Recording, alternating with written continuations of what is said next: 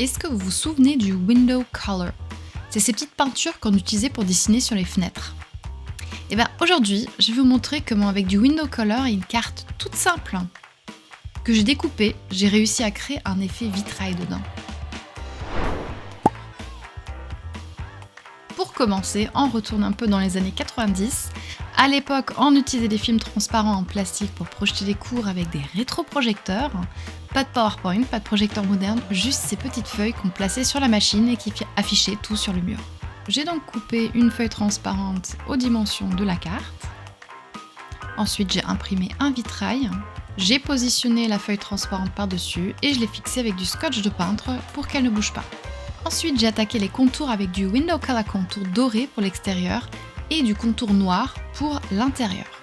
Alors, ce type de peinture est un tout petit peu plus épaisse et moins liquide que celle qu'on utilise pour le remplissage, donc faut être précis, il faut éviter de faire des paquets et garder une pression régulière pour un rendu propre. J'ai commencé par dessiner les contours en doré, j'ai laissé sécher un peu, j'ai fait l'intérieur en noir. L'important, c'est de ne pas tout faire d'un coup pour éviter que les couleurs humides se mélangent. Moi, j'adore voir ce processus en accéléré parce que je trouve que c'est ultra satisfaisant. C'est un peu stressant à faire par contre, mais le résultat en vaut vraiment la peine. Ensuite, je continue, je fais les contours intérieurs. Et une fois que tout ça c'est bien sec, on prend les couleurs pour remplir l'intérieur. Il faut garder en tête que la peinture elle a l'air beaucoup plus opaque et foncée au début, mais en séchant, elle devient semi-transparente. J'essaie de pas mettre trop de matière pour éviter les gros amas et pour les toutes petites zones, j'ai utilisé un cure-dent. C'est super pratique pour les finitions. Comme j'avais que 3 couleurs, orange, rouge et jaune, j'ai fait des mélanges pour obtenir des nuances différentes et donner plus de profondeur au vitrail. Un petit peu d'orange avec du jaune, du rouge avec du jaune, et ça crée ces petits dégradés naturels qu'on retrouve dans les vrais vitraux. J'ai fait la même chose avec des nuances de bleu pour la partie supérieure, et là vraiment, il n'y a pas de règle. Le but, c'est de jouer avec les couleurs et les transparences.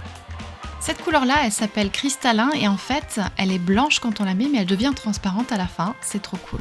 Je finis de poser les couleurs des petites fleurs. Et voilà à quoi ça ressemble quand c'est fini. C'est pas encore complètement sec, mais ça donne déjà une idée.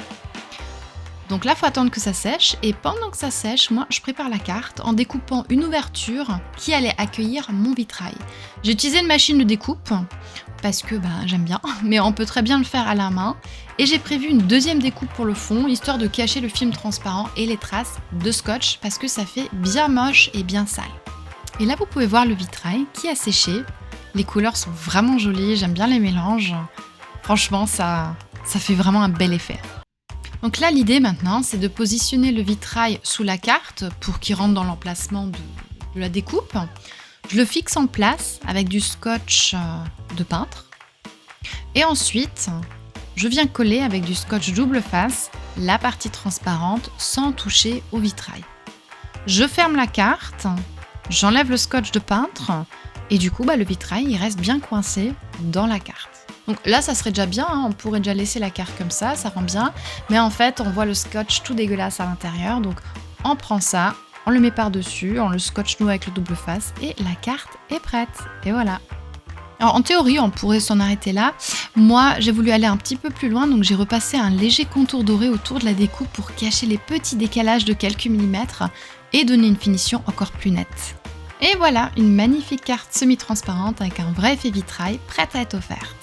En l'occurrence, moi je vais l'accompagner d'un livre du pape, une autobiographie, et franchement, ça colle parfaitement avec l'ambiance, je suis sûre que ça fera plaisir.